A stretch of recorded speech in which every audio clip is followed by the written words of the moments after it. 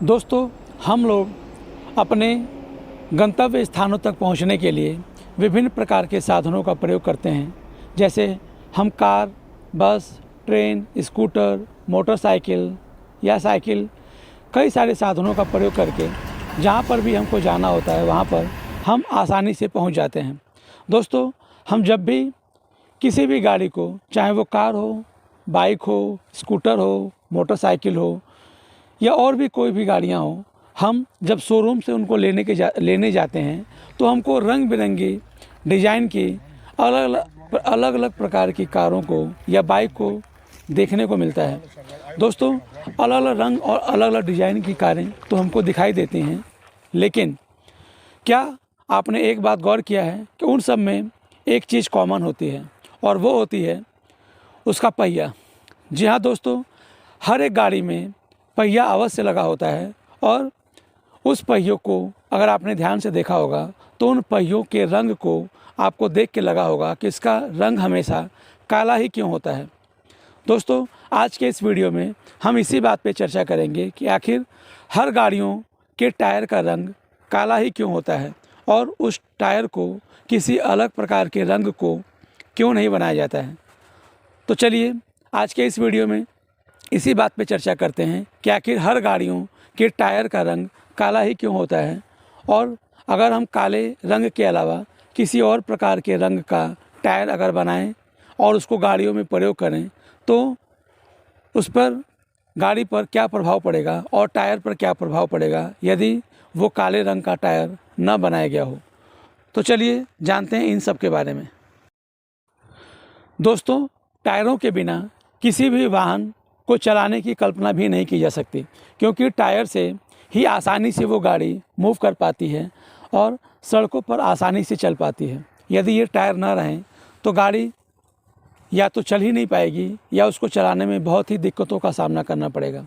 दोस्तों, आज के इस वीडियो में हम लोग इस बात पे चर्चा करेंगे कि आखिर इस टायर के रंग को काला ही क्यों बनाया जाता है। दोस्तों, शुद्ध रबड़,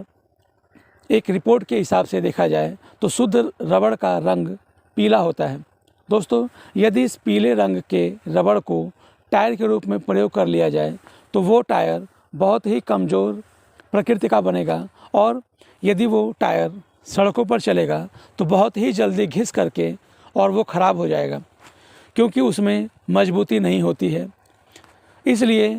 टायर को मजबूत बनाने के लिए और उसको अधिक दिनों तक चलाने के लिए, यानी उसको टिकाऊ बनाने के लिए, कंपनी वाले उस पीले रंग के रबड़ में काले रंग का कार्बन मिला देते हैं। दोस्तों, क्योंकि कार्बन का रंग काला होता है और जैसे ही वो उस टायर में मिलता है तो उस पूरे टायर के रंग को काला कर देता है। दोस्तों, कार्बन के अलावा कंपनी वाले उसमें सल्फ़र का भी प्रयोग करते हैं, और जब कार्बन और सल्फ़र या केवल कार्बन ही यदि उस रबड़ में मिल जाए तो वो रबड़ बहुत ही मजबूत हो जाता है, बहुत ही टिकाऊ हो जाता है, और ये रबड़ यदि टायर के रूप में प्रयोग कर लिया जाए तो उस टायर की लाइफ यानी जीवन बहुत ज़्यादा हो जाएगा और वो जब सड़कों पर चलेगा तो वो घिसने में ज़्यादा प्रयोग नहीं हो पाएगा, यानी उसमें घिसावट नहीं आएगी और वो टायर काफ़ी लंबे समय तक चल पाएगा। तो इसलिए टायर को मजबूत बनाने के लिए ही कंपनी वाले उसमें काले रंग के कार्बन का प्रयोग करते हैं, और जैसे ही कार्बन उस टायर में मिल जाता है तो वो टायर पहले से बहुत ज़्यादा मजबूत हो जाता है। दोस्तों, आप लोगों ने बच्चों की साइकिलों को ज़रूर देखा होगा। दोस्तों, बच्चों की साइकिलों के टायर को आपने जब गौर किया होगा तो ये पाया होगा कि इन बच्चों की साइकिलों के जो टायर लगे होते हैं वो रंग बिरंगे होते हैं, यानी काले रंग के अलावा उसका रंग बनाया जाता है। और ये टायर, आपने ध्यान दिया होगा, ये टायर उतने मजबूत नहीं होते हैं जितने कि बाकी की गाड़ियों के टायर मजबूत होते हैं, क्योंकि ये टायर ऐसे टायर बनाए जाते हैं, ऐसे रबड़ से बनाए जाते हैं जिस रबड़ में कार्बन का प्रयोग नहीं किया गया होता है, और इस कारण से ये टायर बहुत ही ज़्यादा टिकाऊ या बहुत ही ज़्यादा मजबूत नहीं होते हैं, और इसलिए ये टायर बहुत ही जल्दी घिस करके ख़राब हो जाते हैं। तो इसलिए इस टायरों में कार्बन नहीं मिलाया जाता है, क्योंकि ये टायर बच्चों को चलाने होते हैं और बच्चों को बहुत लंबी दूरी की यात्रा नहीं करनी होती है, और इस वजह से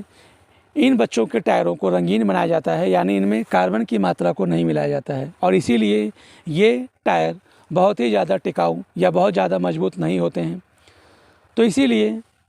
टायर को मजबूत और टिकाऊ बनाने के लिए ही उस टायर में कंपनी वाले कार्बन और सल्फ़र का प्रयोग करते हैं, जिस कारण से उस टायर का रंग काला हो जाता है और वो टायर पहले से ज़्यादा मजबूत हो जाता है। तो दोस्तों, आपने इस बात को भी इस वीडियो के द्वारा जाना कि आखिर बच्चों के साइकिल के टायरों का रंग काला क्यों नहीं होता है और उसको रंग बिरंगा क्यों बनाया जाता है। तो इसका उत्तर यह है कि बच्चों के टायरों में, यानी बच्चों की साइकिलों के टायरों में कार्बन की मात्रा नहीं होती है, और इसी कारण से वो टायर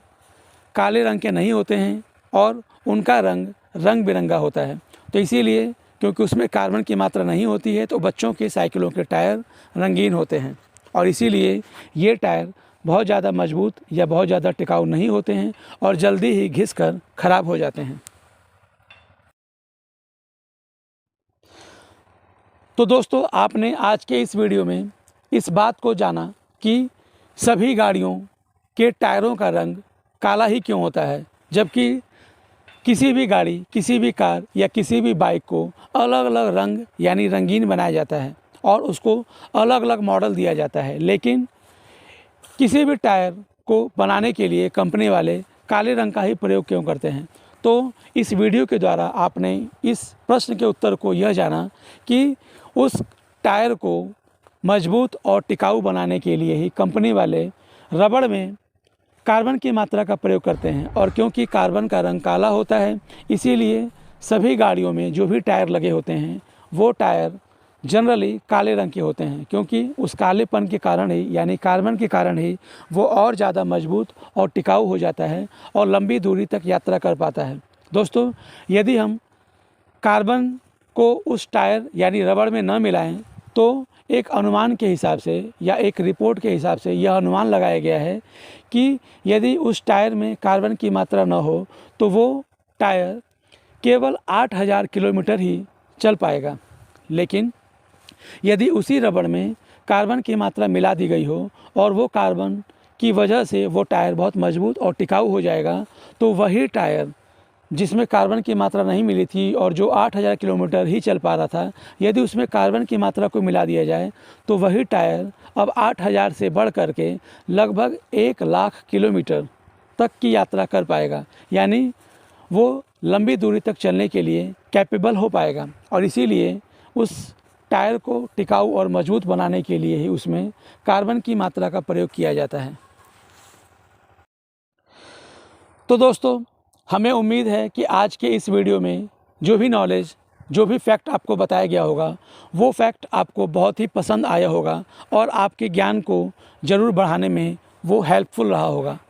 तो दोस्तों, उम्मीद है कि यह वीडियो आपको ज़रूर पसंद आया होगा, और यदि यह वीडियो पसंद आया होगा तो इस वीडियो को लाइक ज़रूर करें और हमारे इस चैनल को सब्सक्राइब ज़रूर करें, जिससे कि हम ऐसे ही इंटरेस्टिंग और नॉलेजफुल वाले वीडियो आपको हमेशा देते रहें। तो दोस्तों, हमारे इस चैनल के उत्साह को बढ़ाने के लिए, हमारे इस मेहनत को और ही